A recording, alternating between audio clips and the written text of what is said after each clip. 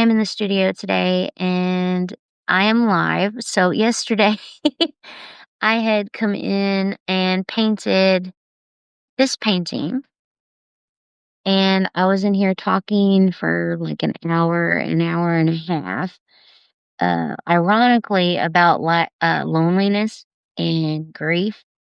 And so I wound up talking to myself for an hour and a half, um, with the live banner up top saying connecting. And I'm like, well, that's weird because it was normal. It was acting normal and like everything was going fine. And so I was like, well, is it connected or is it connecting? And by the end of it, I hit end and it said, do you want to publish? And I'm like, yeah, absolutely. So I hit that and then it just disappears like it never happened. And it was a little upsetting to say the least, but I'm back today and we're gonna try this again. And it actually says live this time, so yay. All right, so I've got my watercolor paper here. This is a Fabriano paper that I was gifted from another artist during an art meetup that I go to sometimes. So it was very thoughtful of them, and that's the paper I'm using today. This is my paint palette, just a little something I'd gotten from Amazon, very affordable. And then I have these brushes here. This is Master's Touch from Hobby Lobby. And this is, I believe, Winsor Newton, also from Amazon.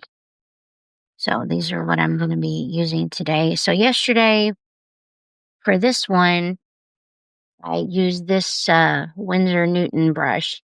And I'm thinking maybe today I might try this larger brush and see how it goes. But how's everyone doing? I hope you're having a wonderful new year. I hope you had a fantastic holiday. And just thank you so much for being here. I really appreciate you.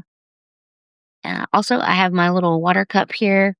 It's just a little grape jelly glass that used to have jelly in it. And that's what I use for my cup. All right, so we're going to do a wet on wet technique. So the paper is dry. I'm going to put on some water. I'm just going to draw it on, and then I will add my paint to that. So that's called wet on wet.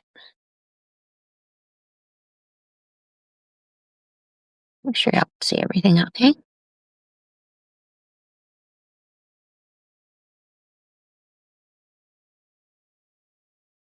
So the hope is with this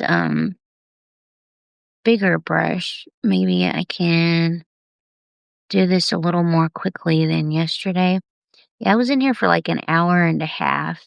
And I'm just, chatting away and having a great time. And then when the live just disappeared after, I was like, oh man, it benefited me, I suppose. Like I felt better after, that's for sure. So at least there's that, right? I move my pen a little bit closer. Okay.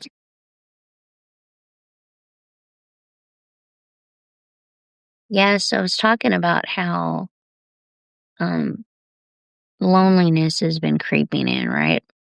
Um, I'm a disabled person, right? I have chronic illnesses. I can't exactly leave the house all the time, right? I don't have a job outside of the home so much. My art is my job. It's also, my love, it's my passion. But that doesn't afford me, you know, a chance to have relationships outside of the home so much. Um, so loneliness does creep in, and that's what I've just been dealing with here lately. And it's not fun. And I'm middle aged now, and I have like pretty sure I'm going through like perimenopause. So the things that I was able to like cope with easier before are now, like, more on the surface, and so it makes it more difficult to cope. Like, the emotions are just right there. So, I've been dealing with that. Yeah, that's been wild. And, these past few years, I've been dealing with grief from losing my mom, from losing my dog 2 months before losing my mom. So, I've been going through a lot.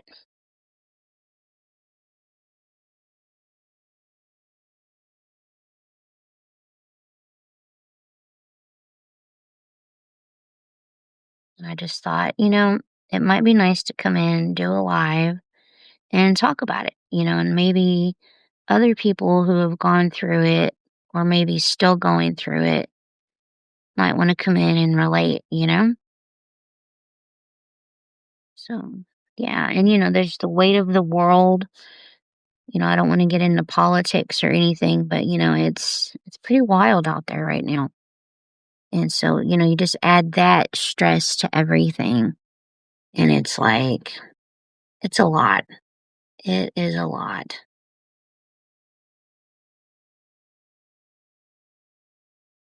But that's what art is for, right? I love art because it is soothing. You come in here and you can focus on this, and it kind of takes you out of yourself for a little bit, um, in a way that it kind of alleviates that stress. Welcome. Thank you so much for being here. I appreciate you. I hope you're having a wonderful day.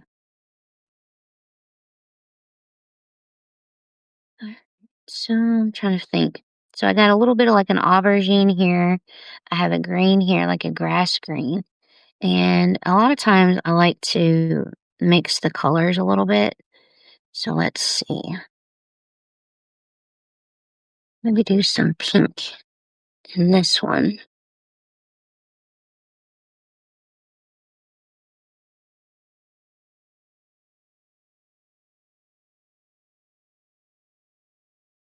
There we go.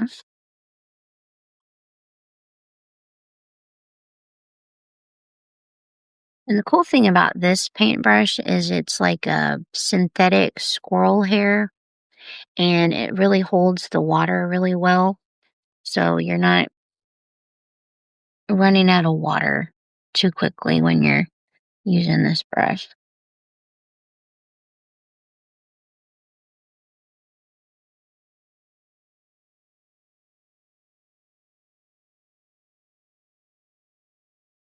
I'm just trying to remember everything I said yesterday. Like, what was it?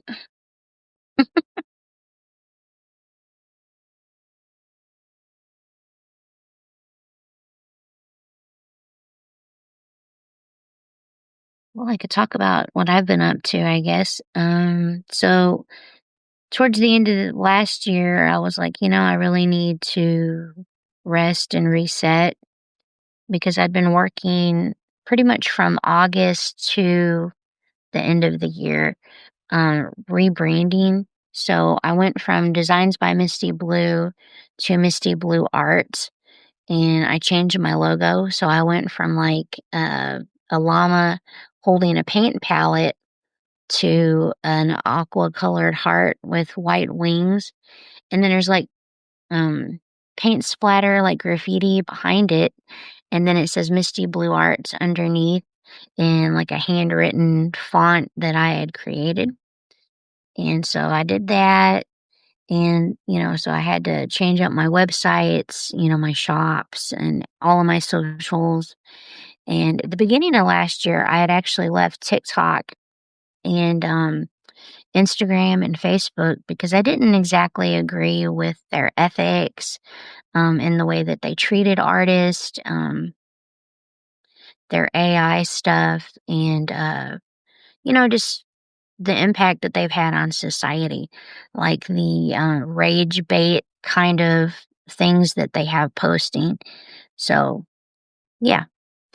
And so I left there and, I was kind of floating around there for a bit, like, where am I gonna go? What's next? You know, where am I gonna just land, right? And so I went to, like, Mastodon, and I tried Blue Sky for a little bit, but nothing felt exactly right. And so I was just like, "Man, I don't know what I'm gonna do." And I was getting to that point where it was like, I don't know, like, next steps, I don't know. And then I'd gone to an artist meetup, and one of the artists there was like, "Hey, why don't you try Substack?" And I'm like, "Well, I've heard of Substack." And she's like, "Well, I think you'd like it. You know, it's mostly writing." And she's like, "It's just kind of more personal." And I was like, "Okay." So I gave it a shot, and I've been here since August, I think. And I like it. I've got around like 400 followers, I think. And then I've got around 40 free subs because right now I don't have it set to subscription. And I don't think I'm going to do that. I don't think I'm going to do subscriptions. Like, I know that that could be a form of, monetization, but I just don't feel like that's what I want to do. I want to build a community here. And I don't want to paywall it. I don't want to gatekeep. I want to have, this. I want to have this. So that's what I'm going to do. But so far, so good. I like it here. Like, I have been doing YouTube lives, and they're fine. I don't mind YouTube lives. But I've decided to move my lives to Substack for the main reason that when I do that, the way they have it set up, which is really cool, is it'll automatically go to YouTube. So it's a little less work for me, which is really nice. On days that I don't feel that great, a little less is great, is really helpful. So yeah.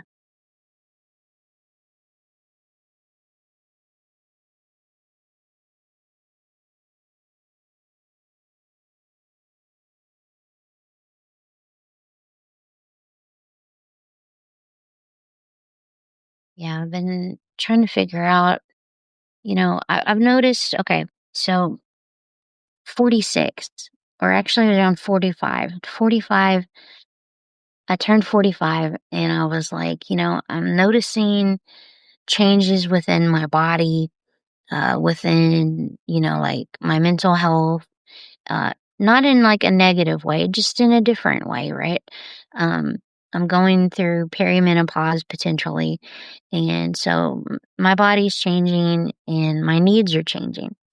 And I just realized, the clock is ticking here, and I kind of need to start setting up this foundation that will protect me and my current needs. So, like days where I can really push, that's fantastic. I'm going to do that. Days where I need a little less, I need, some personal care, more relaxation, maybe just a slower kind of day. I'm setting up for that. So I have like a threadless shop, I have a Ko-fi shop, and then I have my YouTube, which I can schedule posts on there and videos and shorts and all that. I can schedule that now, which is amazing and really helpful. And the same with Substack. I can schedule things here, and I actually have things scheduled out until April now.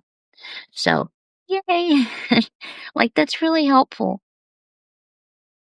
And I did push. I pushed really hard from August till the end of the year to have everything set up. So that includes like optimization for my websites, um, just, tightening up my descriptions and things like that for, the things that are in my shops and everything like that. Getting my bios, you know, feeling more authentic and to where I'm at right now, more reflective of that.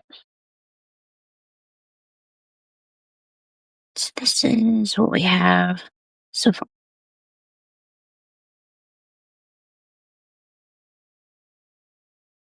just gonna keep on going.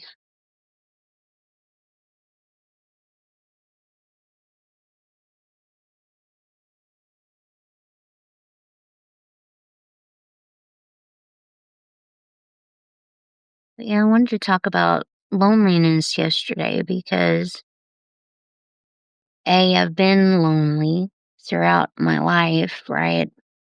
I dealt with abuse at home when I was a kid, and I was the scapegoat and essentially was like an orphan. Even though I had a mom and dad and a brother, I felt like an orphan because that's how I was treated. I was treated like I didn't belong and like I was just the worst thing that ever exists, which, existing isn't my fault. That's just, I'm here, right? So there's a really deep loneliness in that because even like going to school and being surrounded with other kids, um, you could tell that they're different from you because, clearly they're not abused at home. They're not having the trauma like you are. So you're like, how do you talk about this? How do you relate to these people, right? How are they going to relate to you? Most likely they're not. So you just kind of keep it to yourself. And that's very lonely. It's very isolating. So that's what I dealt with growing up. And then when I was able to leave my parents' home, I was basically forced out, was basically homeless. So my father had attacked my mother, and she was in a coma for 2 weeks. And after that, I didn't have any place to go. Yeah, but luckily, I was taken in by someone who really cared and was able to start healing and grieving and going through all of that. But then my health started to decline, and I didn't, I lost all of the friends that I had had because I moved from one town to another, and then just all, it happens. And so, just this loneliness from that. I'd lost my friends, any social kind of net or network. And so that's lonely and isolating. So, yeah, I had to deal with all that grief and trauma and everything and not really have anyone to talk to about it or anyone who could relate. And so here I am, like 26, something, 27 years later, and just realizing that I've spent all of my adult life in this kind of like loneliness. And it's not something I think about a lot because, it's just something I've had to, you know, adapt to, I guess. And so, yeah, most of my adult life has been kind of lonely and it's been really isolating. And it's not through anyone's fault, really, just, that's just what happened. I had these health problems and everything, and it just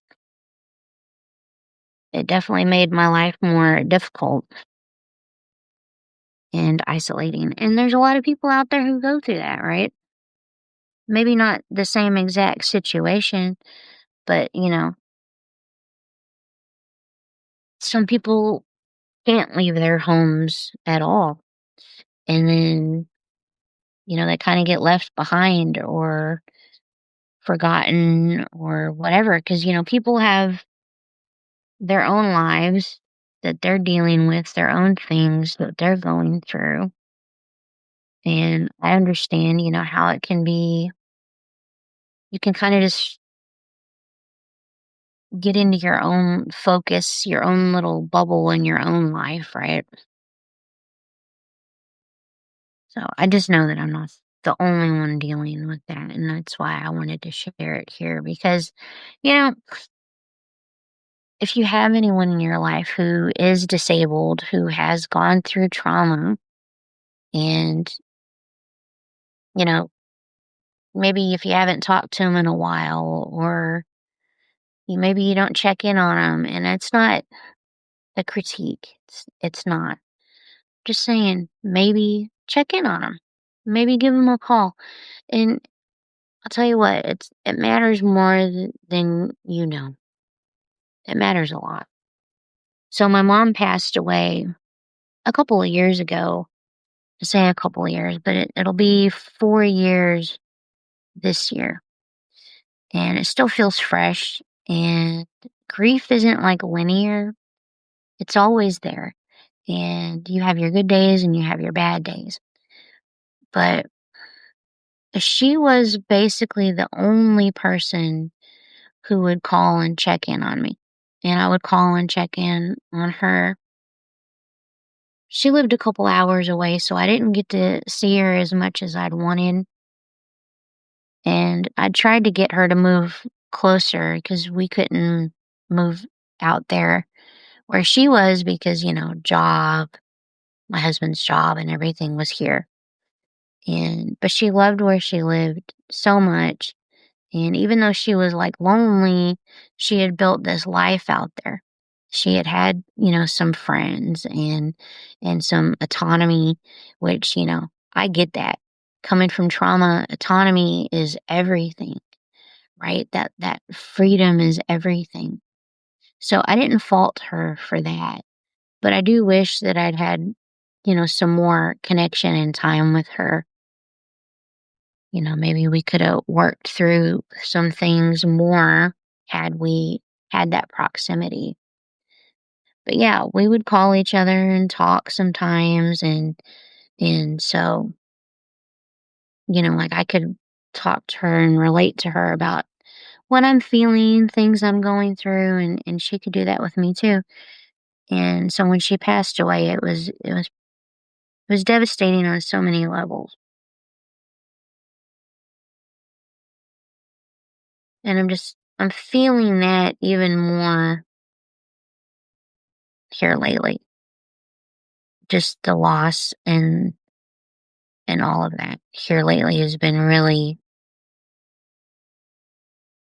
really kind of prickly. You know what I mean? It's like a shirt with a tag that's like really annoying. It's there and you notice it. And that's what that is like here for me here lately.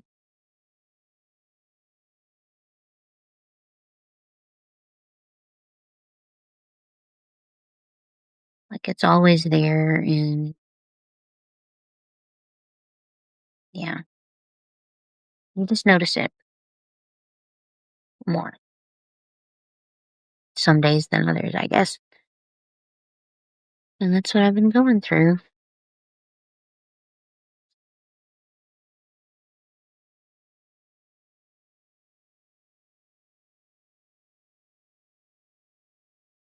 But I've been healing my childhood trauma and all of that these past pretty much 4 years, so since before my mom passed away. And it's the thing with healing is it, it's not like a destination. It's constantly evolving and something you're always having to work on. So yeah, that's what I've been dealing with on top of everything. So there's been, the grief, the loneliness, the physical changes, like the hormones and stuff changing, and then just all of that. It's been a lot. A little smear of paint right here. So I'm gonna just pour a little water and then use this to kind of pick it up.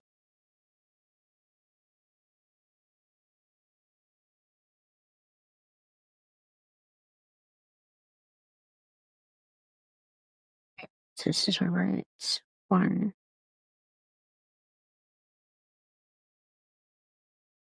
So I've got 6 across today. I'm gonna have one more. So yesterday I wound up with 7 across, which looks pretty cool. I think this is gonna look cool too.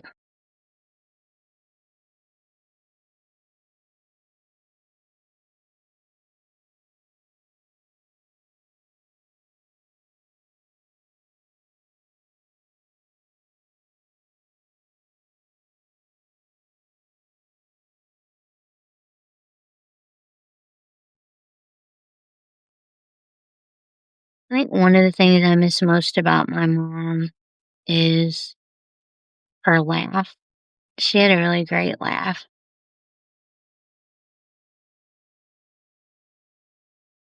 And how she'd always just tell me, It's going to be okay. Everything's going to be okay." And, with the way the world is right now, it's like, it's just nice having someone to say that. When everything feels so unsure, just to have that, it's going to be okay. So I really miss that about her too. Like I said, when she passed, I lost all of that.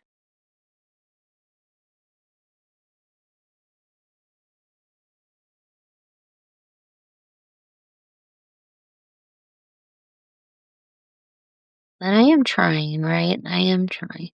Like, I was going to an artist meetup, and that was helping. But, flu season comes around, and I've got these chronic illnesses, so I have to be careful, right? I have to be careful with my health. And so I haven't been going. And that's hard because winter's kind of more rough for me. I wouldn't say I get depressed, but I definitely get the blues. And so winter's tough. And losing that, even just temporarily going to the the artist meetup is kind of rough. We're close to the edge on this, but that's okay. We're not aiming for perfection here. We're aiming for feeling better. And, by the time you get done, hopefully you got something that looks cool. But if you don't, that's okay too, because it's the process, right? It's the going through and the doing that helps. At least that's what I've noticed.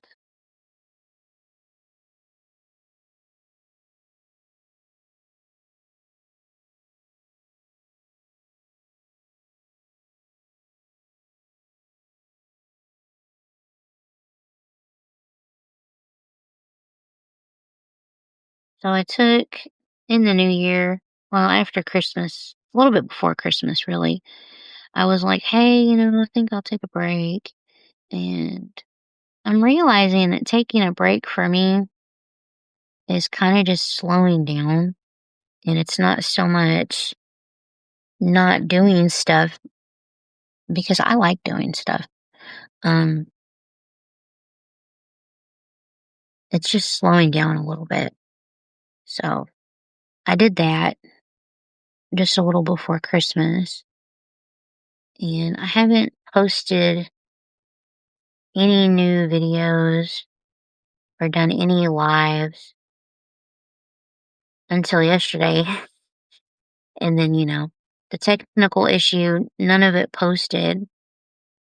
And I was like, wow, that's just, like on brand for everything that's going on. It's like totally on par for all that. But, instead of letting it get me down, it's like just kind of laugh about it and try again. That was kind of my thinking on it. So here I am today, redoing the live. That saying, it is what it is.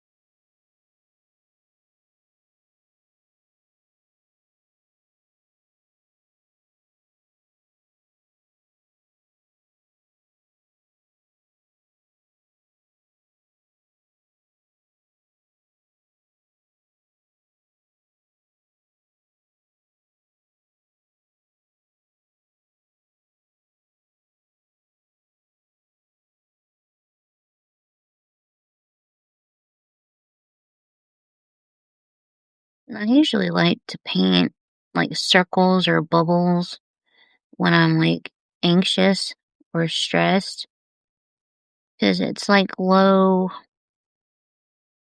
mental load, right? You don't have to really think about or overthink about what you're doing. And so I was thinking, I do a lot of these circles and bubbles, and I'm like, why don't I do something a little different? And so that's how the hearts came about yesterday and today.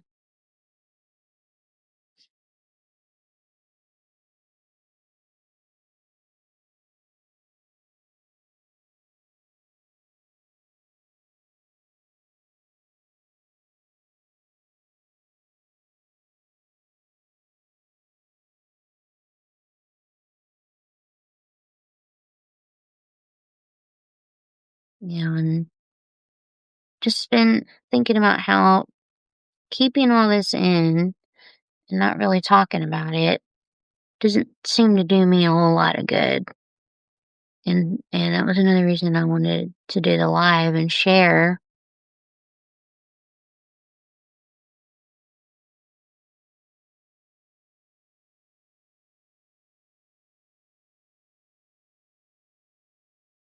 I just wanted, like a safe space, a good place to put this. And I know I've been seeing a lot online of people struggling, similar to me, right? Things are heavy right now. Things are really heavy. And I just wanted to maybe have a little space where we could all say, man, this is heavy. It sucks. And we're doing our best. And that's all we can do. That's something my mom would tell me growing up, right? I guess even when I was a kid, I'd be like, with the what ifs, what if, I get a B? What if I fail? What if, what if I can't do it? And she would tell me, just do your best. And she has no, she probably had no idea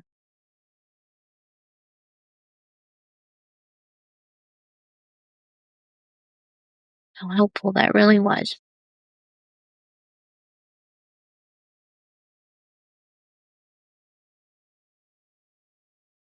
Sorry. Sorry, not sorry. I'm getting a little emotional. Yesterday I did this live and I managed to not cry once, but today. And that's why I had my tissues in here yesterday too, because I was like, oh my gosh, I don't know if I won't cry. But I managed to not to. Like, I felt better and everything. Today I guess I'm just a little more tender.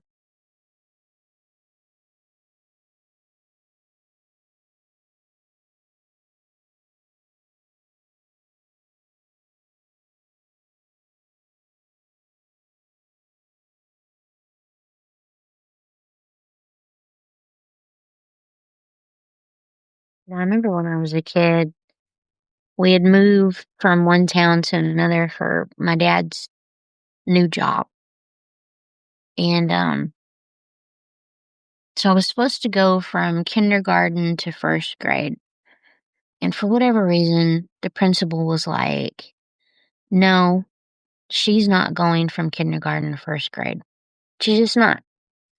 And my mom's like, she belongs in first grade. That's where she should be. And he's like, no, she has to read. She has to know how to read. And, from kindergarten to first grade, from the school district I came from, they weren't teaching us reading. We were just learning our ABCs in kindergarten and, all of that. And so my mom's like, oh, she's going to read. And she's like, and she's going to do it within a week. And, and the principal's like, yeah, right, whatever. She's not capable. There's no way. But my mom was a badass in that she didn't give up and she believed in me and she taught me how to read within like, gosh, I want to say it was like just a weekend, right? So we're sitting there at the table and she's helping me sound stuff out and showing me how reading works. And I learned how to read really quickly. And if it wasn't for her, right, her belief and that determination, yeah, I would have been kept in kindergarten. But yeah. And that's kind of like, right, that's gone through my life. You can do it. You can do it, but do your best. Yeah. It doesn't have to be perfect. Just do your best. Thanks, Mom.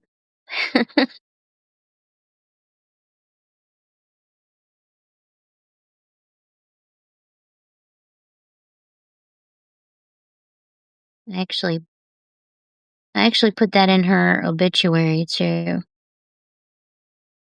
We couldn't afford a funeral for her. And, at that point she was fine with being cremated. Um, but I felt bad, right? I really wanted to give her a funeral. And we just couldn't do it. So, with what little money we had, I decided I was going to give her a really good obituary. And I was going to take my time, and it wasn't going to be this tiny little note. It was going to mean something. And in it, I'd said how she was a badass. And I was afraid that, they would like not put that in there. But they did. They left it in there. And I'm really glad that they did because that's who my mom was. She wasn't perfect, you know, and she did hurt me growing up by like enabling my dad and even like joining my dad in the mental emotional abuse, right? And I understand that she wasn't perfect and she'd been through trauma herself. She'd been through some horrible things. But, she apologized and she was trying. It wasn't perfect. And she still hurt me sometimes, but she was trying. And I wanted to reflect, on how cool she could be. So in her obituary, I called her a badass. And they let me do it. And I'm glad that they did because I think that's the send off that she deserved. She didn't get the funeral, but she got the obituary. And, people saw that. Yeah. And that means something.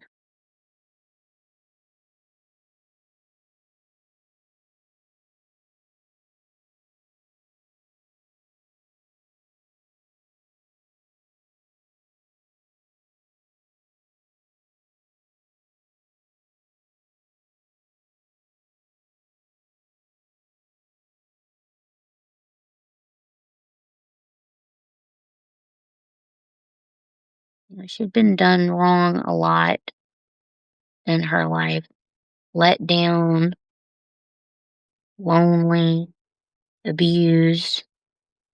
She'd been done wrong.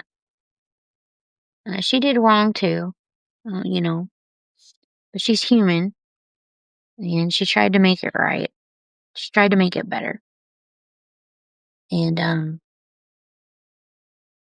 I just wanted to recognize that.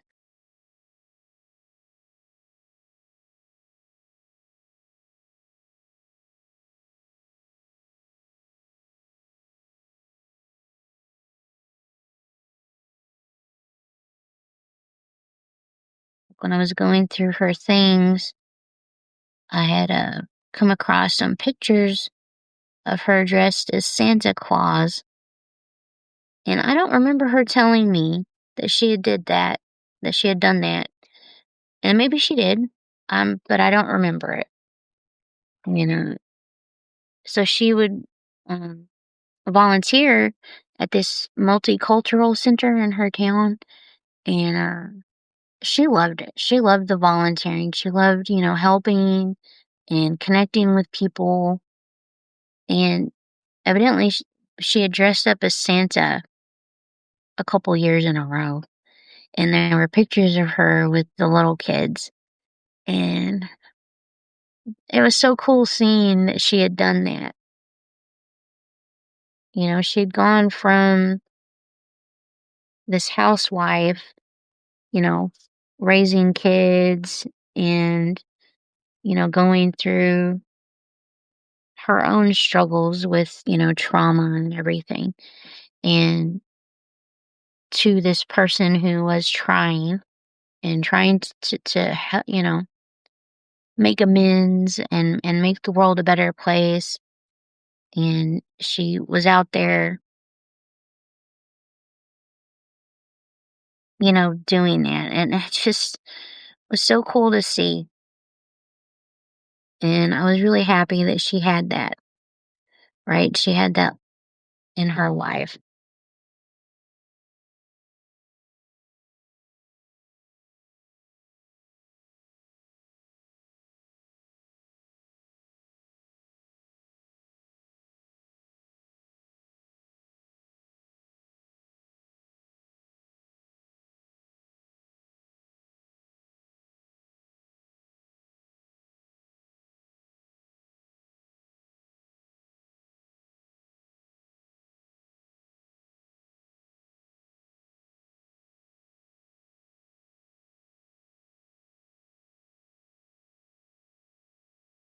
Yeah. And it's a huge difference between her and my dad, too.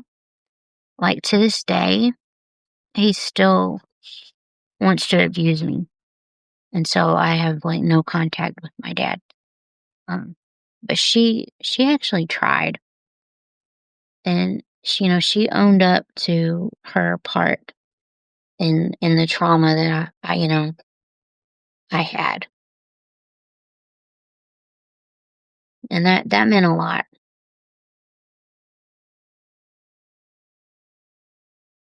And now, going through perimenopause, I don't have her to compare notes with. And that's hard. Like, did you ever go through this, and stuff like that? How did you get through it? That kind of thing. I just, losing her has really been rough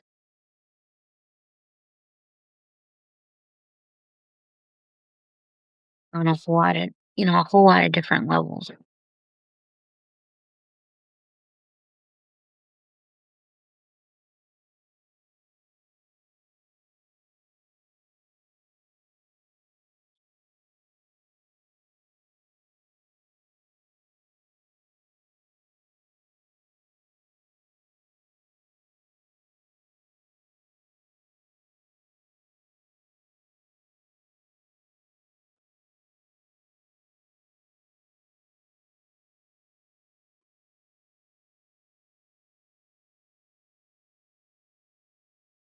I did want to mention too that if you're struggling and you don't have, that support network, you don't have that way to connect with people really.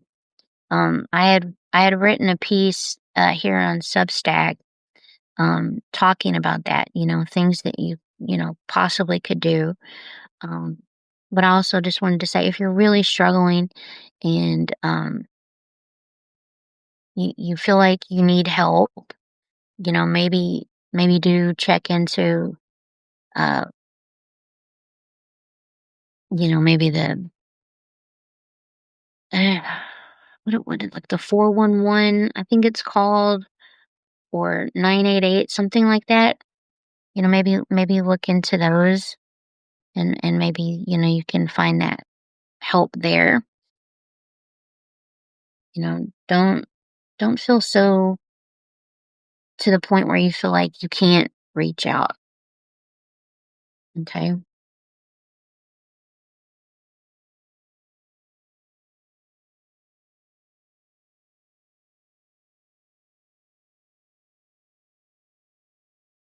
Given the situations of society and the world right now, and if you're struggling with your health or finances or anything like that, you're it's normal. It's pretty normal to have, those feelings of sadness and loneliness.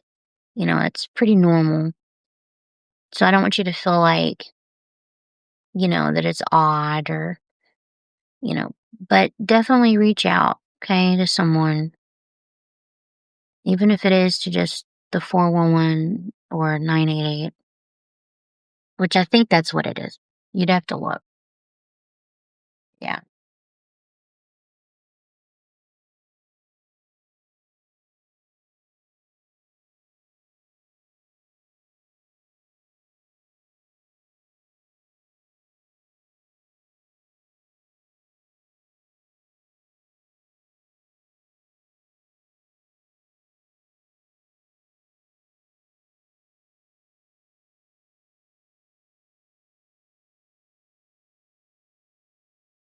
I really appreciate you spending some time with me today. And I hope your Saturday has been peaceful and relaxing and rejuvenating. Maybe try not to be on social media so much or just looking at news so much. And that's advice I am trying to take myself too.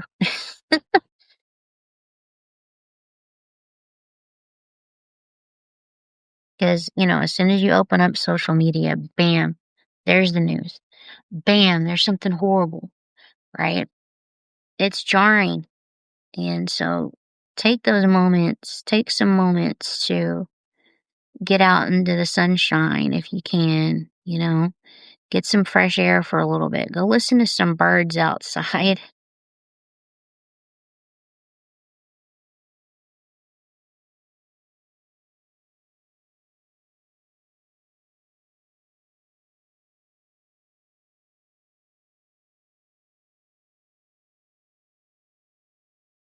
Do something that's going to regulate your system and not throw you off kilter, right? And that's what art is for me. Art, getting outside, um, listening to music, movement, like walking around. I have a personal like trampoline, and that helps me, like get out some anxiety and all of that. So those are things that I do to find things that, help you.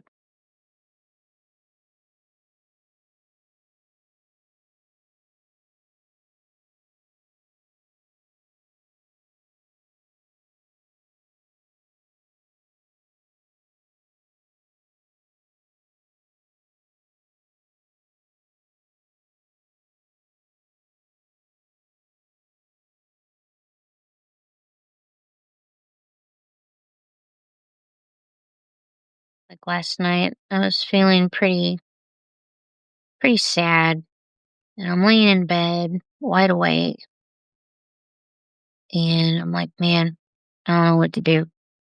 But I did know what to do. So I came in here, I came into my studio at like 2 a.m. and I decided to create some stuff, to feel better. So I did like this kind of this doodle here that helped kind of just feel better. So I did that one, and then I did this.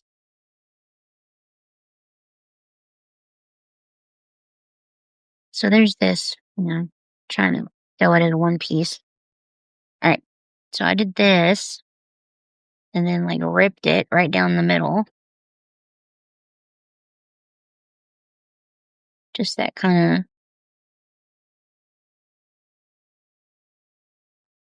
and it seems, fairly simple kind of stuff, but it really did help, right? I'm listening to music. I'm doing that. I wrote some stuff down, and it was probably about 3 a.m. I went, left here and went back to bed, and I probably laid there for another hour, but it did help. I felt so much less overwhelmed than I did when I came in here. So I'm really glad that I did that for myself last night because it was just so heavy. You know how the emotions just kind of pile on at the end of the day. Um, you're kind of left with silence. The house is quiet, and you're just like alone with your thoughts, basically. And it just became a lot. So I was like, I'm just gonna go to where I can, like, this is my happy place. This space is my happy place. And I was like, I'm gonna go in there and I'm gonna do a little bit of art and I'm gonna hash this out and feel better. And I did. And I was actually able to get to sleep, um, an hour or so later, but I did manage to get some sleep and I feel a little bit better today. Oh, just trying to see what colors I want. Got like lots of purples in here today. I'm noticing. Nothing wrong with that. Just noticing.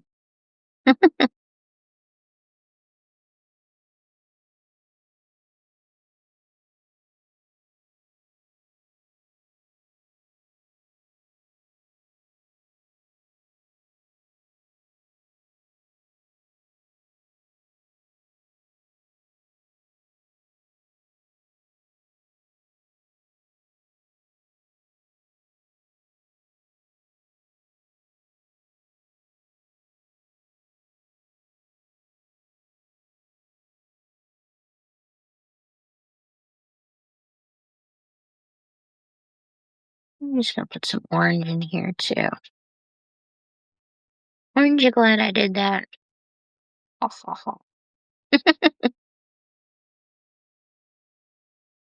remember I really like this orange color too. Because I remember when I was a kid, my mom would take me shopping at Kmart. And in Kmart, there was like a food court. So she would get us like, drinks. Sometimes she'd get us, a snack or like one of those ices or slushy type. drink, but they also had, like an orange high C type drink, and it was basically this kinda orangey color here, and so when I look at this color, I think of that, and it's always a good feeling, to remember that time with my mom. I actually have a picture of me and her together in, like, a photo booth, and I'm pretty sure it was at a Kmart. Like, I feel like it was, and it was in one of those just moments of just being happy, spending time with my mom, and there wasn't a whole lot of those, right? I didn't have a whole lot of good memories growing up, but that was a good memory, and I'm really glad I have that picture. It's just this little one little picture like you get from a photo booth, and I don't know if there were others, but that's just the one that she had, and, she might have given them away to, like, her mom or something, but there's just one left, and she had that, and now I have it, and I love that picture. So that orange kinda color reminds me of that really nice memory with my mom.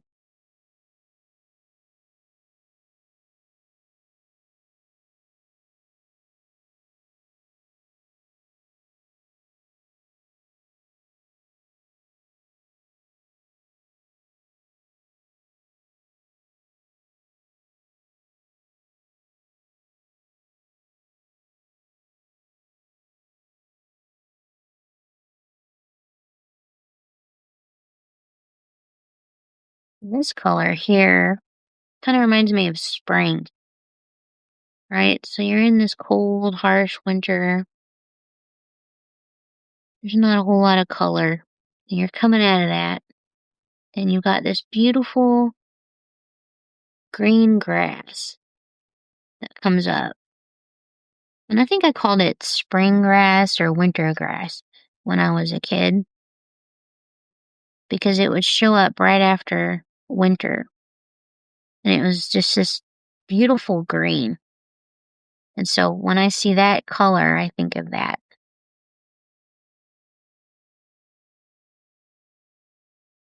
I'm getting splashes all over my desk. Oh yeah, and I wanted to mention my desk.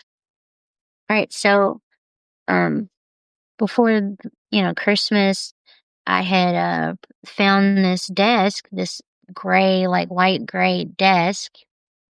Oh hey Lori, how are you? I'm working on watercolor hearts, and we're talking about grief and loneliness today. But thank you so much for joining, and I appreciate you. So good to see you.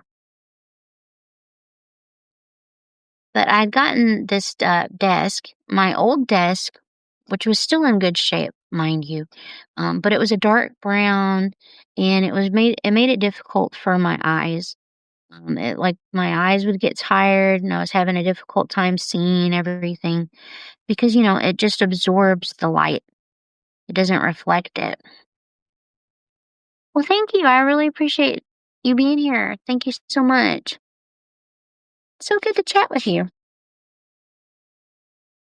And, so the desk, just made it hard on my eyes. And so I found this desk on Marketplace, and it was a light gray, and I was like, I like the way it looked, but I didn't like the color so much. And my room is kind of an aqua, and my furniture in here is white, and the trim in here is white. And so I wanted a white desk. I knew that. And at the desk, and I was like, I'm just gonna sand it and I'll paint it, and it won't be a big deal. But it was a big deal. It was a lot of work. So we sanded, we did like a wood type filler over the top to smooth it all out. So the wood grain wasn't like just popping and I don't know. I wanted a smooth look. So we did that, and then I painted it with a chalk paint. And evidently chalk paint is not the easiest thing to paint with. It's really thick, and so I had to water it down. And I wound up doing like I think I did 3 coats, and then, you gotta wait between each coat for it to dry and do another coat and do more sanding and smooth it out. And then to do the clear coat too, I did like 3 coats on top and 2 around everywhere else. So it was a lot of work, and I put the pressure on myself to get it finished before my birthday, and I did. I got it finished, like, 2 or 3 days just before my birthday, so I was, like, really excited about that, and I was finally able to move it in here after, all that curing and drying and stuff, and I do plan on getting, like, a protector, like, protective cover for the top here, just a clear one, but yeah, so I'm trying to be careful and not get all the splashes on my new desk. It's new to me, but yeah, I love my desk. I noticed yesterday when I was painting on it that it helped my eyes a lot. I have this condition called macular degeneration, and my eyes aren't like super affected by it yet, but it may be just a matter of time. I do try to take care of my eyes though, and I'm taking the vitamins I'm supposed to take and everything. So I am definitely trying. As an artist, I don't want to lose my eyesight. So I'm working really hard to keep it. And I'm also trying to help my eyes not work as hard.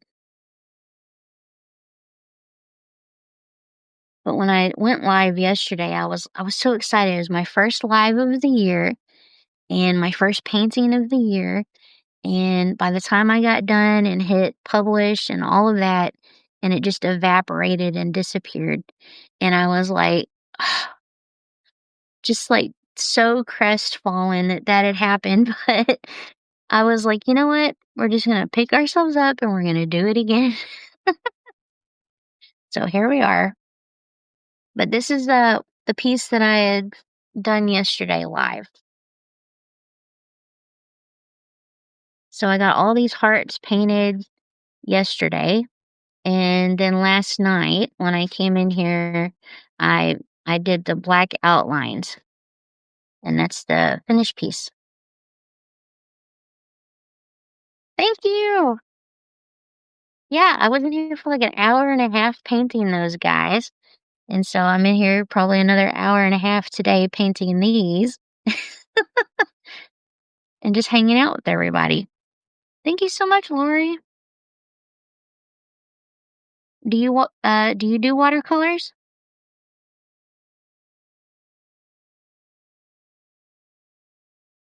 I picked up watercolor paints around the pandemic. Like everyone's learning new skills and stuff. And I'd done a whole, I did a lot of acrylic painting and digital illustration, like through Procreate on my iPad. And I'd always wanted to do watercolor, but was just too scared. I was like, man, it's intimidating looking. I don't think I can ever do it. And I was like, you know what? The pandemic's happening and you've only got the one life, so why not try it? And so I did, and I've been doing it ever since. Oh, gosh. Let's see here.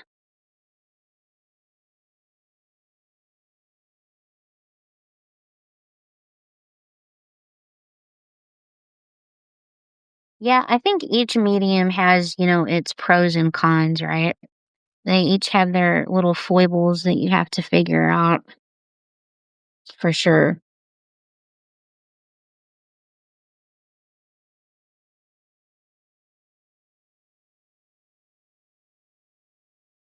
But yeah, I've done mixed media, which I love. So, like collage and like clay sculpture, that kind of thing. I've done that, which I just absolutely love it. And then what else? Oh, so the acrylic painting and the digital illustration and watercolor. And I've kind of just developed this um, mixed media now that I do that I love. So I've like done paper mache in the pieces that I'm creating now, and just found objects and stuff like that. And then I also paint within it, and that's been a lot of fun. I really enjoy that. Yeah, sometimes I'll do gouache. Like if I did like a painting, like a watercolor painting that I really like, but then maybe there's like little touch ups I want to do, I'll do the touch ups with the gouache.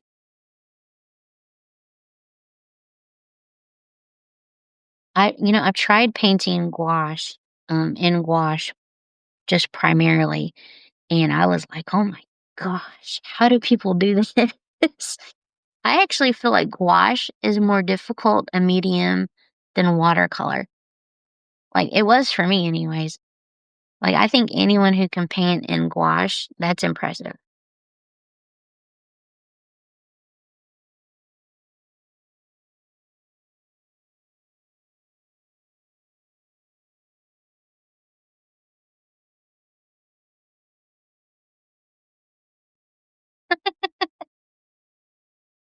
Yeah. Yep, yep. Gouache is one of those mediums that's like, how? How do people do it? Oh, I did, recently I had done, spray paint. Like, I'd always wanted to try spray paint, and I'd gone to this artist meetup, a local one. It's not the one I usually go to, it's a different one, and one of the artists there, she did, like, graffiti style art, and I'm like, "Man, I always wanted to try that." And she's like, "Just go for it." And I'm like, "You know what? I will." And so I did, and I did, 2 skateboard decks in a graffiti type style, and I added, once I did all that, I added, like, black fine liner type paint over it, and, I did, like a silver leaf and a gold leaf, so that was a lot of fun.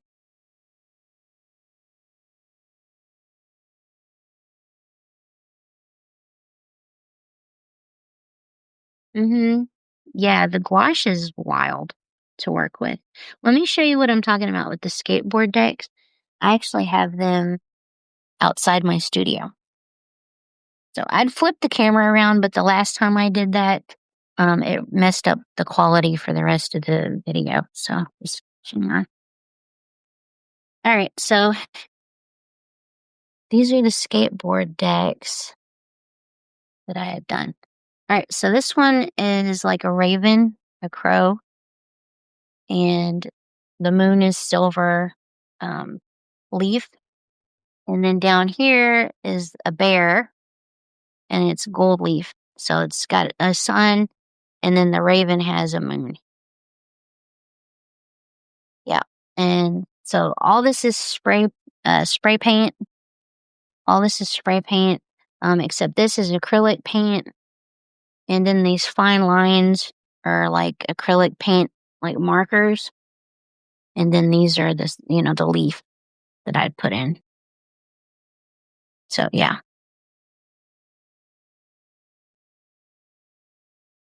Thank you. They look really, like really cool, I think, in just about any light. I'd love to see them in a black light. Like, I don't have a black light, but I've been seriously thinking about getting one, and, just checking out those boards with the black light, I think would be really cool. The colors are just I made sure to get neon, paint. I wanted it to be really vibrant, so I think that'd be really cool in the black light. Thank you so much, Lori, I really appreciate it. It took me Man, I think it took me about a couple of weeks, on those boards. So a lot of work, but it was a lot of fun too. It's just fun to figure out a new medium. I love learning. I love learning and trying new things. Just trying to figure out what color I want to use. This will do blue.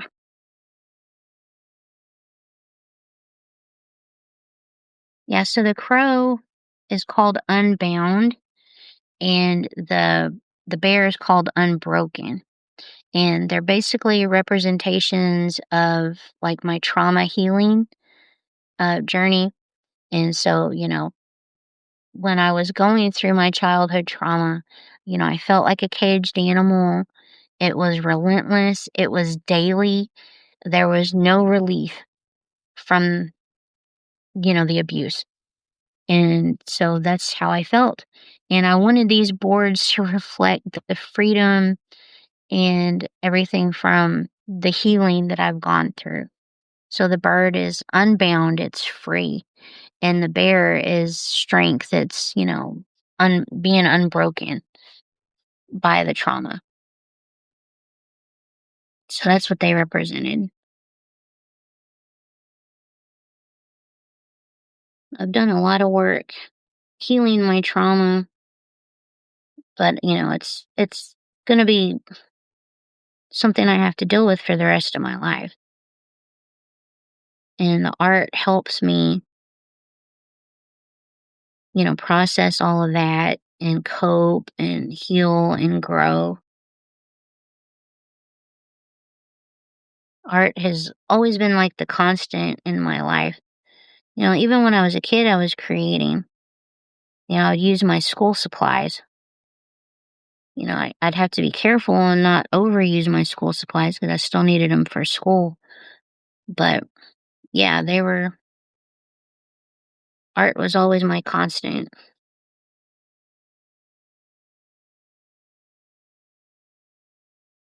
Thank you, Lori.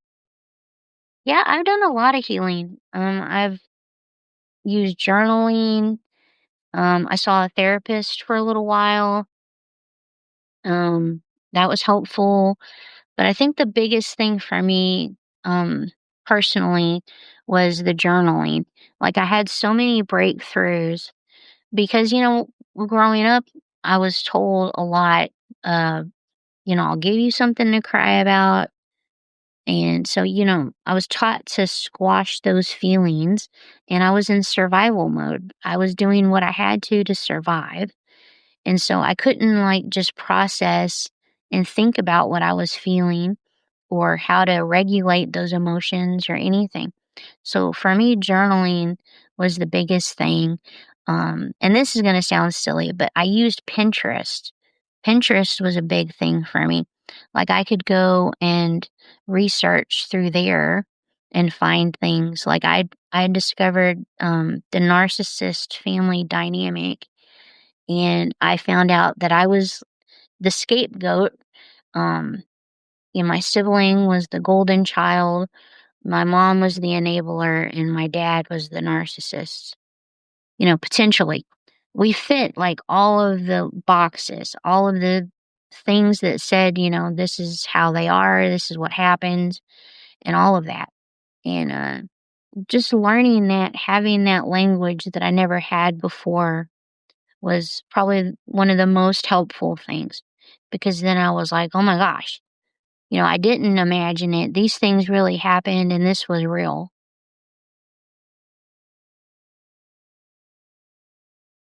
Oh, thank you. Thank you for saying that. That is really kind and I really appreciate it. It's just what, for me, I haven't really met anybody who's gone through trauma like I have. So it's hard to explain it to someone who hasn't gone through it. And I'm not trying to be like arrogant or egotistical. It's just if you haven't gone through it, it's difficult to understand. And that believe me, I don't wish this on anyone. But yeah, when I say Pinterest is silly, it's because I feel like some people might be like, you healed with Pinterest? Like, come on. But yeah, I really did. Yeah. Pinterest, journaling, and after my mom passed away, I would go to the park to paint. So I would load up all my watercolor paints and I would go and paint. maybe once, twice a week in the park, but I painted every day for 6 months after my mom had passed away, and I was painting 3 to 5 times, at a time. So I was able to grow my skills doing that, but above that, it was about, like, a sense of control and normalcy, right? I was taking control of my life and, healing through my trauma, and the watercolor painting really did that for me.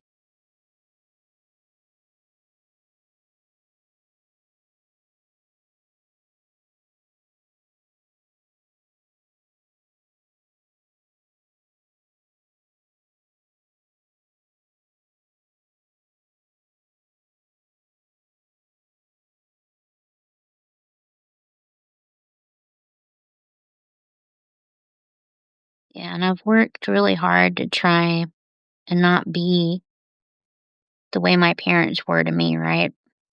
I Growing up, I knew early on that that's not how I wanted to be. So I've worked really hard my whole life to not be like that. I wouldn't say I had role models that were positive, um, and taught me positive things, but I just learned how I didn't want to be.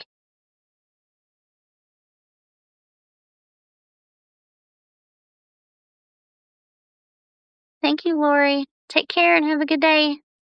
Bye. Thank you so much for hanging out and listening. I appreciate it. I hope you have a great day.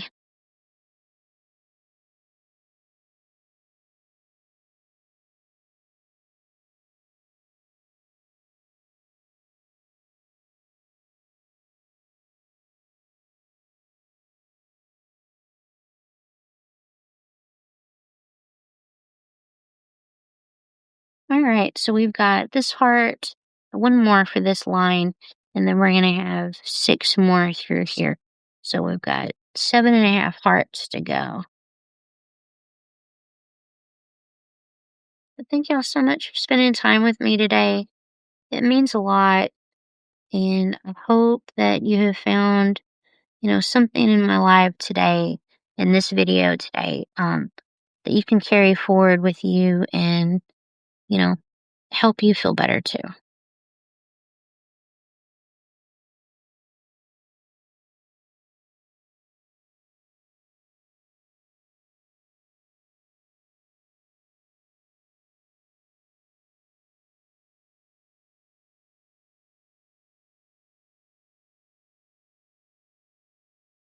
Yesterday, when I tried to go live, it was actually really cloudy outside. And then, like, midway through the live, it started thundering. And I was like, oh, this is nice. This is like moody. And I love coming into the studio and painting when it's raining outside. Like, it's just something soothing about it. And today it's like really bright out there. And so it's like having both, it was really great yesterday, but it's great today too. That's why I love painting at this window here, because I can see the birds out there flying around, and I can see the sunshine, and, I can, see the rain when it's raining. I purposely put my desk here so I can enjoy the view. Not that it's a great view, I mean, there are, like, houses back there, is a little, but still, I can see the birds and stuff, which is nice.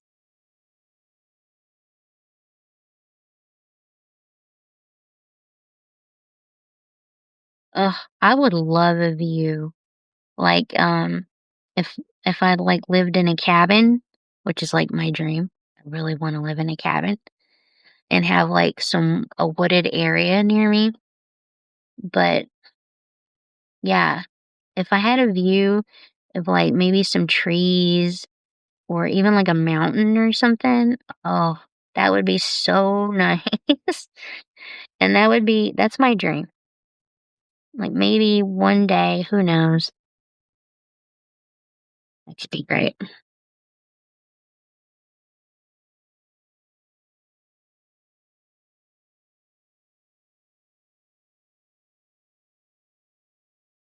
Yeah, when I was a kid, um, I grew up in the country, so I had several years I lived in the country, and then we'd move, like, to the city, and then we moved back to the country. So we bounced around for a little bit, but, my favorite was living in the country because we had woods behind the house that I could go and explore, and it was safe, right? Like, there was nobody else in those woods, they were our woods, so I could just go and explore, and I did, I loved it. Like, I loved the trees, I loved the leaves on the ground, I loved, we had these things, I called them puff mushrooms, I don't know what they're really called, but they're just these big white, mushrooms, like, really big, and, you could stomp on them, and their spores would, like, come out like smoke, and, I would do that. I would go and just stomp on these mushrooms, and their spores are going. Now, I can't say how healthy that was. I'm not trying to breathe them in or nothing, but I just thought it was fun, as a little kid. It was magical. It was like a magical thing. But yeah, so I love the woods. I miss being near woods. And that would be like my ideal is to live somewhere where I had a view of like, trees and not like houses there. Maybe a mountain or a lake. That would be fantastic. That's my ideal view.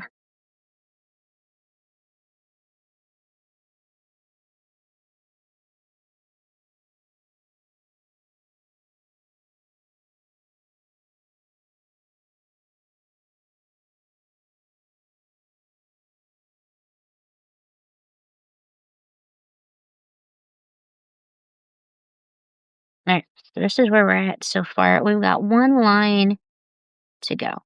And I don't want to tilt it too much because I don't want the water to run. But that's where we're at. So, and then I'll let all of them dry, and then I'll come back and probably do more like this with the black outline. Because I just love how that turned out. So I want to recreate that again. And I can show you what pen I use to do that with. So I've got these Faber-Castell pens, and I got these off of Amazon a while back. And the pen that I used, so they all come with like numbers and letters on them. So the one that I'm using for this in particular is 1.5. So that's the one. 1.5 to get that black outline. But you want to make sure that they're thoroughly dried before you do that. 'Cause you don't want to you don't want ink bleeds and you don't want to like muddy up the paint. So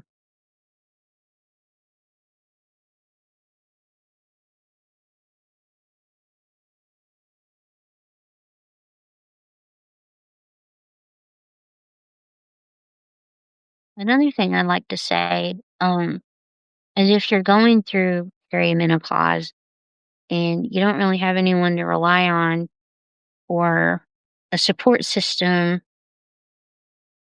and you don't really know what's going on. I don't really like know what's going on because, I lost my mom and I don't really have anyone to talk to about it. But I just wanted to say that you're not alone in that. There's someone out here going through that too. um, I didn't have women growing up talking about that kind of stuff. Like you didn't really, and you still, women, I don't know, are tough and resilient and they don't talk about it. It seems like, but I want to talk about it, right? Because it it takes the stigma away, and then it also helps people feel better. Like, I wanna feel better. So, I think talking about it is the way to go.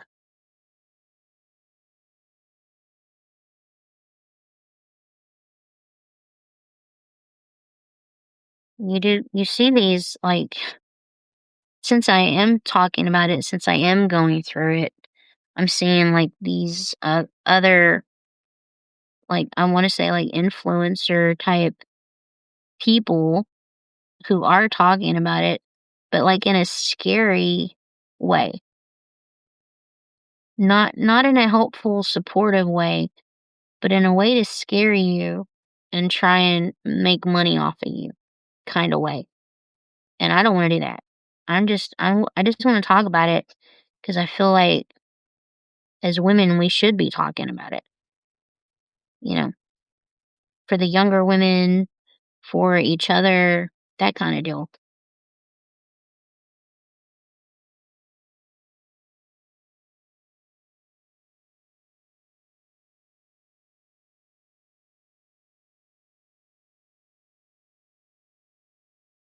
Yeah, I remember a while back, I saw this lady had posted that, like, there are, like, over 100 symptoms of perimenopause, and it's like, "What?"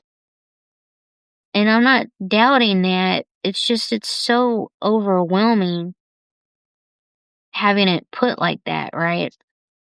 And maybe it's supposed to be hopeful, but it feels overwhelming.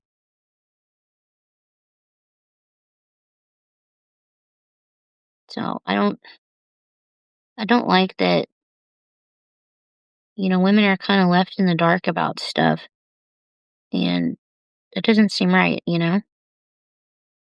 And, like, if we can talk about it, we should talk about it.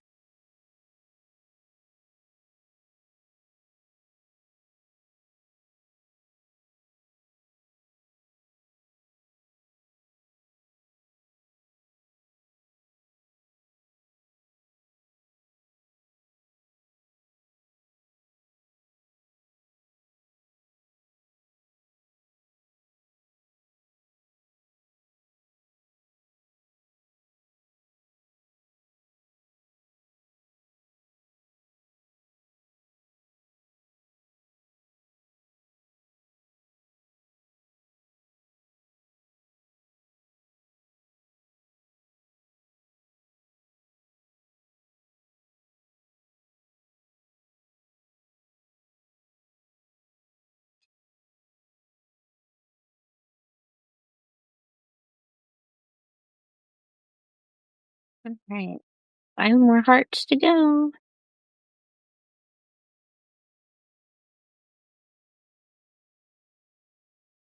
I'm really glad to see that the live says live up there today, because yesterday it was just, like, connected, connected, connected, like, the whole time, or connecting, and I'm like, "Is it? Isn't it?" I couldn't tell, and then and then by the end of it, when it asked if I wanted to publish, and I'm like, "Oh, okay, so it did work," but it didn't, because when I hit publish, it disappeared, and then it never showed up, and so then I reached out to Substack support, and it was like, "No, it's gone," and I'm like, "Oh, come on." Like, I had hope that it was gonna be okay, but no. And I guess it is okay because, I can just start over, but, it's not gonna be exactly like it was yesterday. Like I said, it was cloudy and kinda dreary and stormy, which was cool on its own, but, I'm not gonna be exactly like I was yesterday. So it was a little bit of a loss. It's like, "Oh, not fun."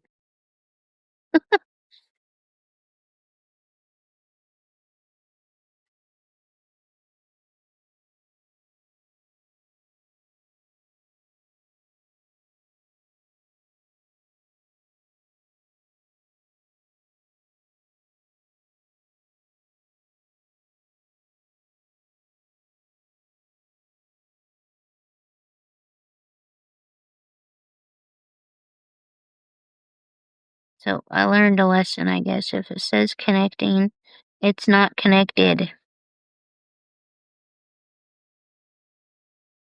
So that was a little bit my bad, a little bit Substack's bad. It's just one of those things. All right, so that's what we got. So far, we got like 4 more hearts to go.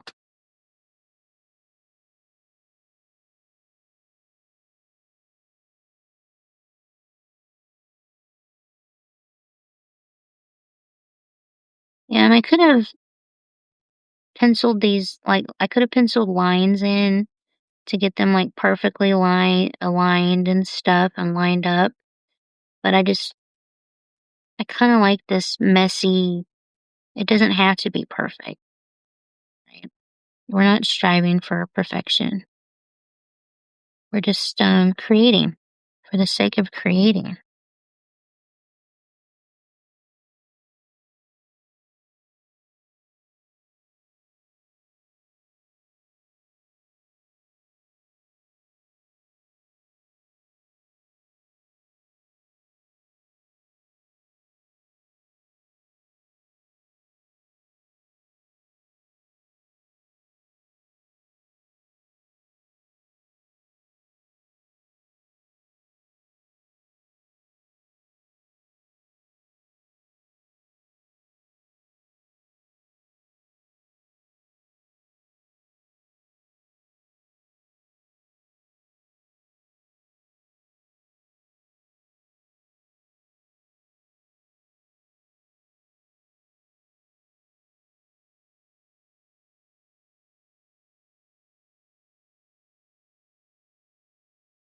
It's funny, Lori showed up in the live, and I've only done maybe 2 or 3 of these lives here on Substack, and it's usually to an empty room, and that's fine. I'm just getting started on Substack.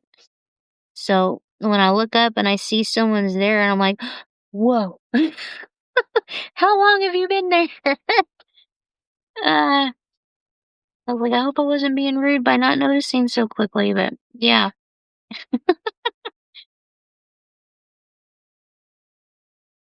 but it was nice. It was nice. It's like I'm not just talking to myself like I was yesterday for an hour and a half. Oh my gosh, technical difficulties are not fun. And that's probably, I think, my first real technical difficulty that I've had in all the years I've done live streams. Yeah, I haven't had one like that. That was like, whoa, not pleasant, but at least we can laugh about it now, I guess. Like I was telling my husband and my son last night. So I was like, "Hey, what do y'all wanna do for dinner?" And they're like, I don't know." And I'm like they're like, "What do you wanna do?" And I'm like, "Well, I wanna go here, but I don't wanna go out. I'm not feeling great." And I'm like, "I did a live today, and I really poured myself into it, and when I hit publish, it disappeared." And I'm like, I was talking about loneliness and grief and perimenopause and, like, all of that. And my son he was sitting here like this. He's like, "You talked an hour and a half about loneliness to no one but yourself?" And he's like, "Mom." And I'm like, "I know, buddy, you're right." But I was like, I'm just trying to move on, and, it is what it is. And we will carry on. And then my husband's like, "Oh, he's like, "We're gonna go to this place that you wanted to go, and we're gonna see how busy it is. And no matter how busy it is, we're gonna eat there." And it's like, "Uh-huh." And my son's like, "Yeah." So they're trying to make me feel better, which was really nice. So something good came out of it. My family rallied around me, which was nice.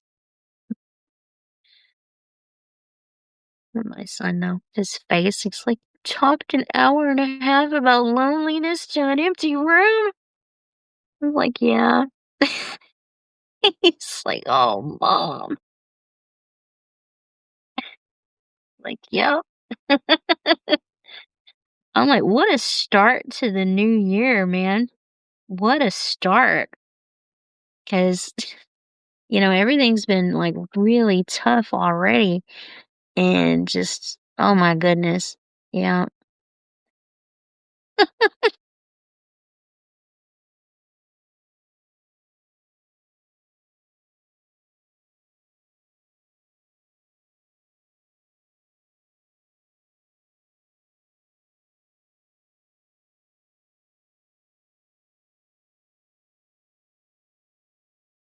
Yeah.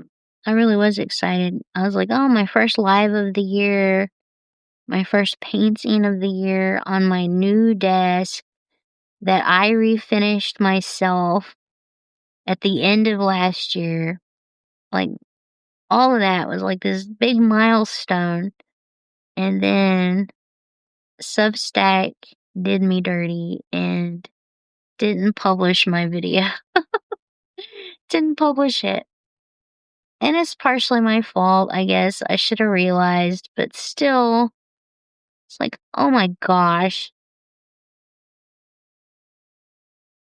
But yeah, at least my family rallied around me, which was really nice. And I wasn't expecting that.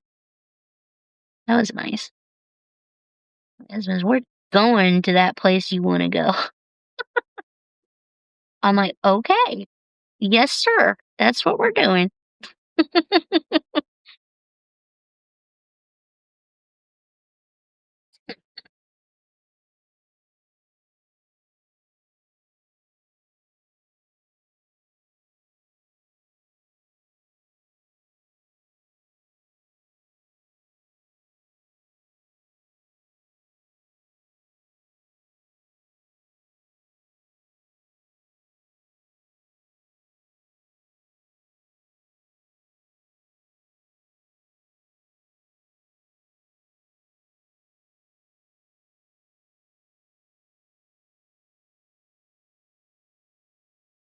Yeah, and then we've been watching Ted Lasso.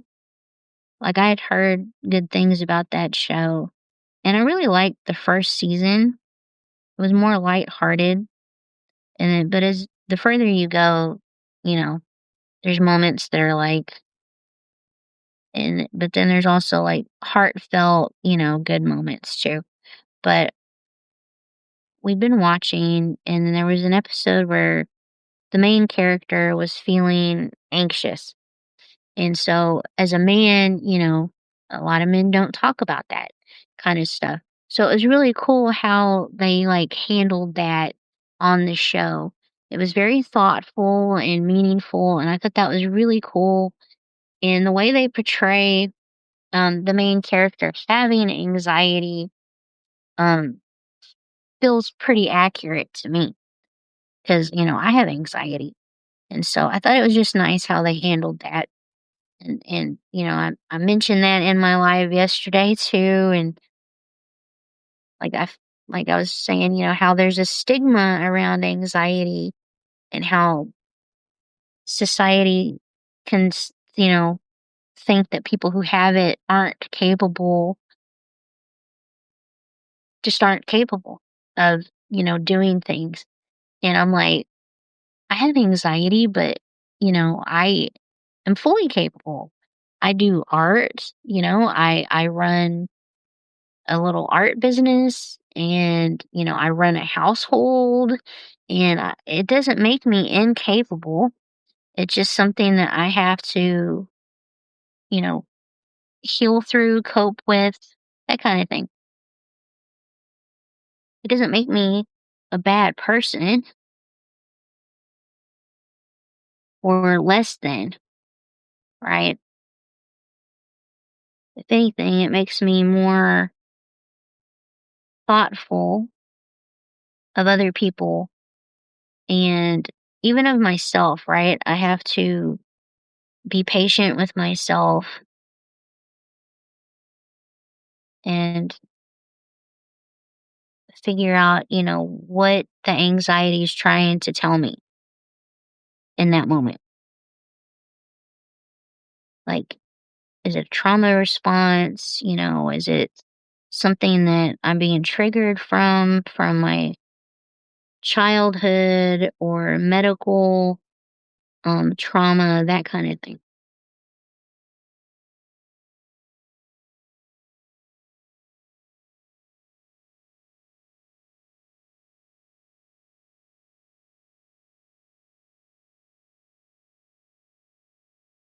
So I just wanted to say if you have anxiety, it doesn't make you a bad person and it doesn't make you less than.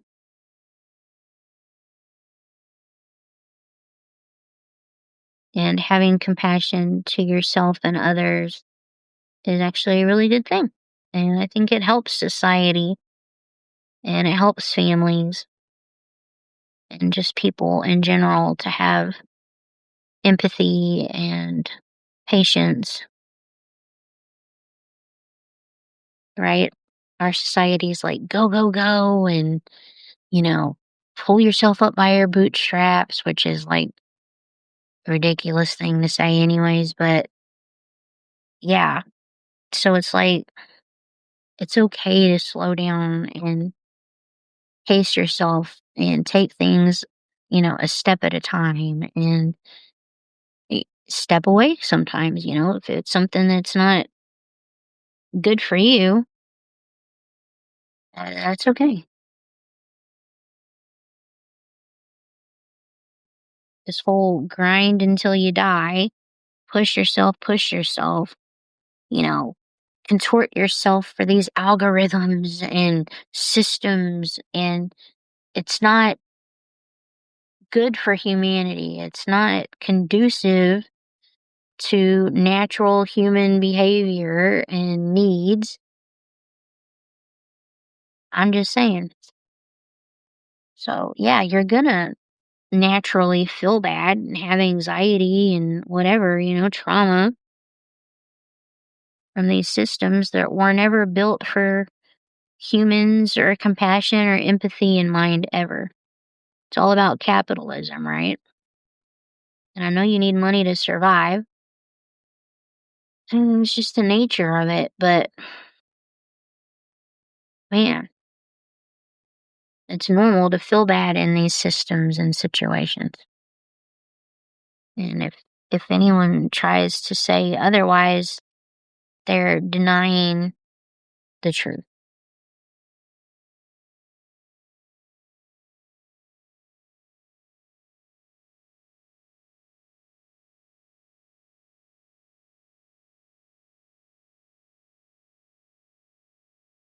Like keeping things in and trying to push through, and that's rewarded, right, or glorified, doesn't mean that it's right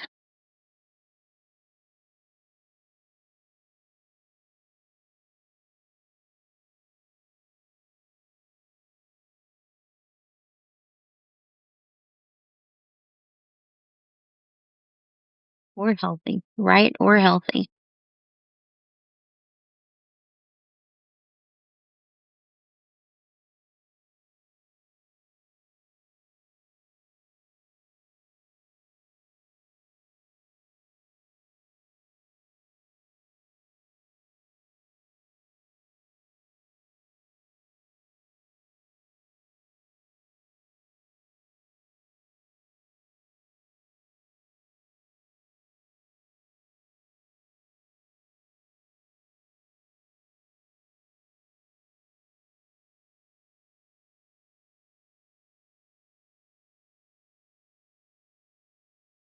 Alright.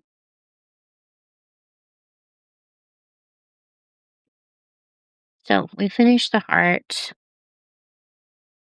We just gotta let some of them dry.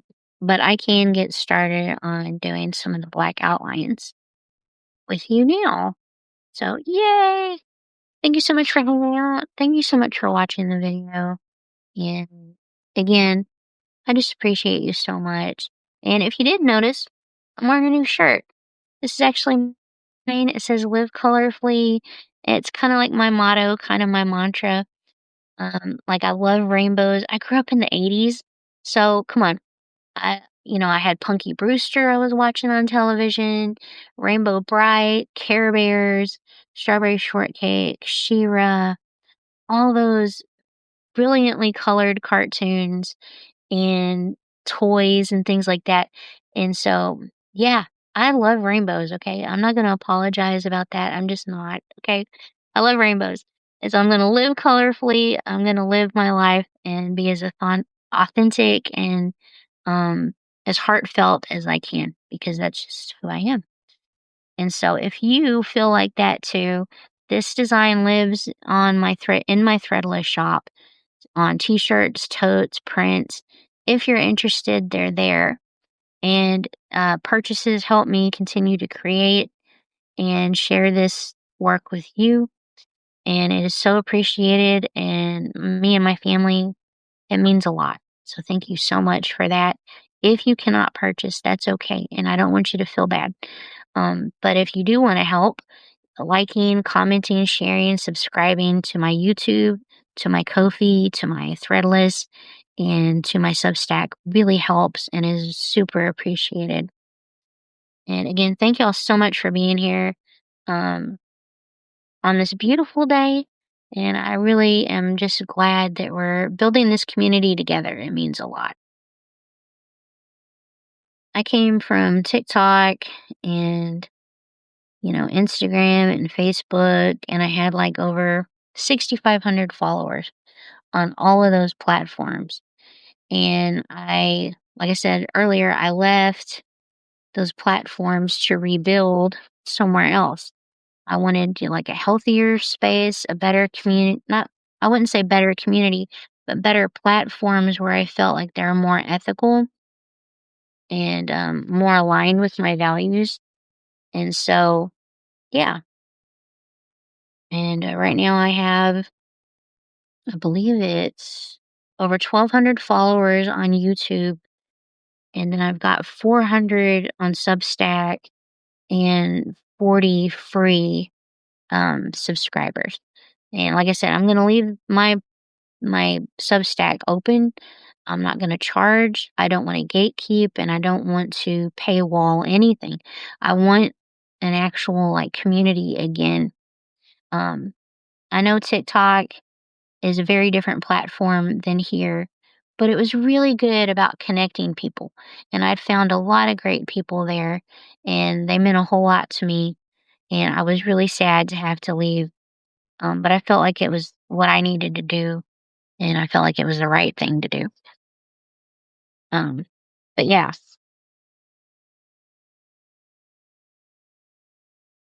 where'd he go? One moment, thing here.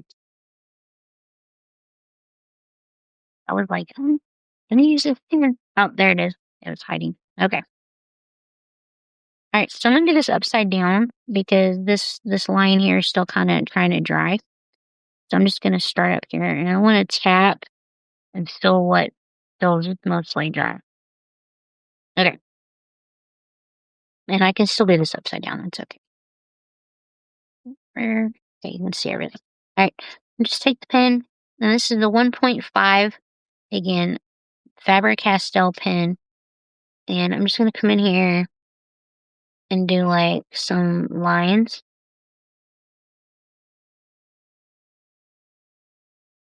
like that. Yeah. You can do it as many times or as little times as you want.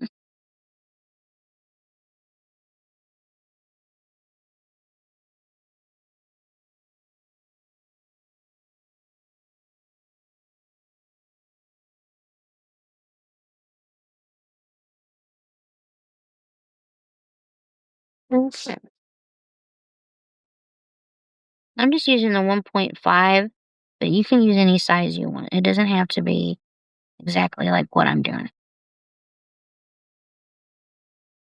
These are merely suggestions.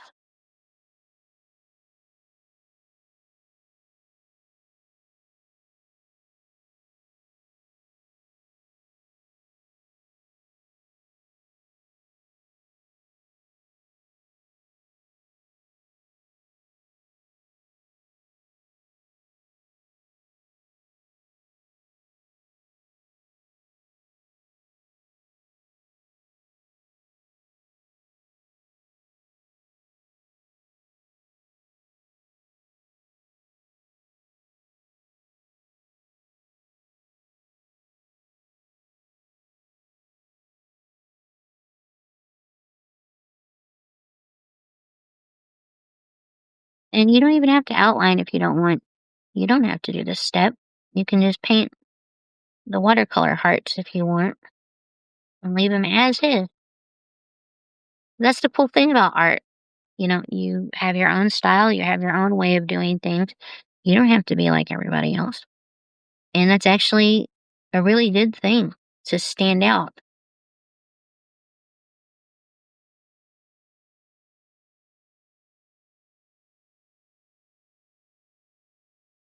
At least I think so.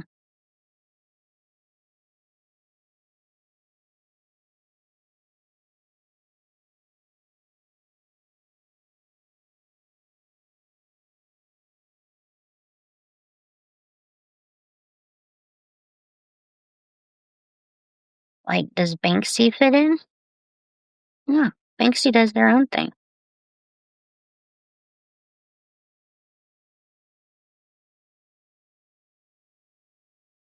My dog just busted in the door. You want to say hi to my dog?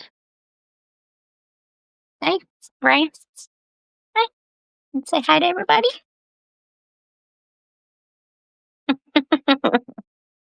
Say hey. How you doing? He's such a good boy. Okay.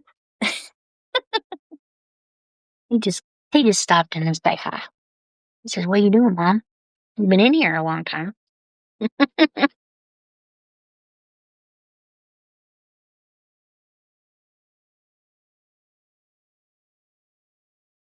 He's like, "Notice me, play with me." All right, buddy. We'll play ball after this, okay?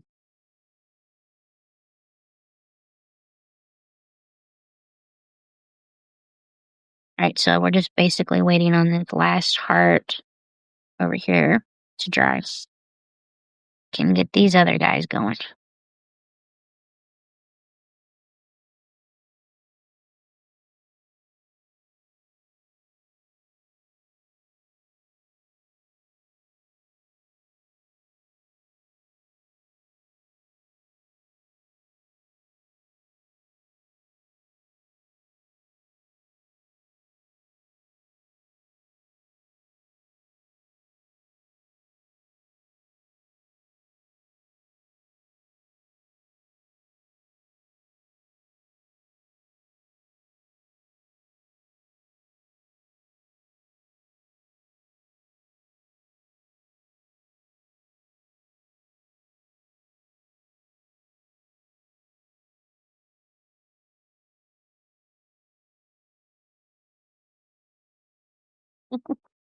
And then we got the one heart down here that's still drying.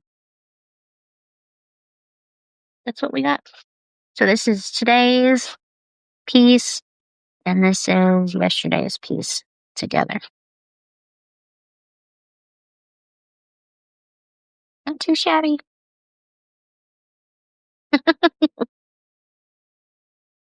All right.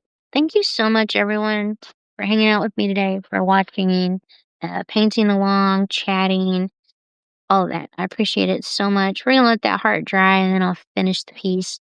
But thank you so much for sticking around and just making my day brighter. I appreciate that so much. And yeah, so if you want to subscribe to my YouTube, my Facebook, I appreciate it so much. Please check out the links in my profile and check out my shops if you like. If you can't shop, that's all right. Just give me a like, follow, subscribe, all that. And I appreciate it so much. But y'all take care. Have a great weekend, and I will see y'all soon. Bye, everyone.